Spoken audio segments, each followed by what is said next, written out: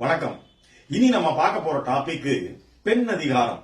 அதாவது இலக்கியங்களில் பெண்கள் முதல் இன்றைய பெண்கள் வரை அவங்களுடைய வாழ்க்கை முறை எப்படி வளர்ந்து வந்திருக்கிறதுன்னு பார்க்க போறோம். சங்க இலக்கியங்களில் பெண்கள், அதுல வடமொழி இலக்கியங்கள்ல பாத்தீங்கன்னா கணவன் எது சொன்னாலும் செய்யணும் அப்படின்ற மாதிரியான ஒரு இலக்கியங்கள் இருந்தது. அதாவது நீ தீக்குளிச்சிரு அப்படின்னாரு ராமன், அந்த அம்மா தீயில இறங்கிருச்சு.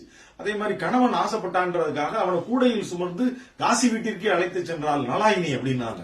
இது வடமொழி இலக்கியங்கள். அப்படியே ஆப்போசிட் பாத்தீங்கன்னா நம்ம தமிழ் இலக்கியங்கள், அதாவது தவறு செய்யும் ஆண் கணவனாக இருந்தாலும் அரசனாக இருந்தாலும் ஆண்டவனாகவே இருந்தாலும் அவனை தண்டிச்சிரு அப்படின்னாங்க. அந்த மாதிரி உருவான இலக்கியங்கள் தான் சிலப்பதிகாரம். கண்ணகி கோவப்பட்டு மதுரையவே எரிச்சாங்க, தப்பு பண்ணிட்டாரா மன்னா அப்படின்னாங்க. அதே மாதிரி கணவன் நம்மள மலை உச்சியில கூட்டி போய் கொல்ல போறான்னு தெரிஞ்சதுக்கு அப்புறம் அவன் காலில் விழுந்து ஆசீர்வாதம் வாங்குறோம்னு சொல்லி அவனையே தூக்கி விட்டுருச்சு அந்த அம்மா. இது இந்த காலத்திலயும் தொடருது, புருஷனை போட்டு தள்ளுறது. பட் அந்த வீர பெண்மணிகள் சங்க காலத்திலே இருந்தாங்க. எங்கம்மா போறீங்க?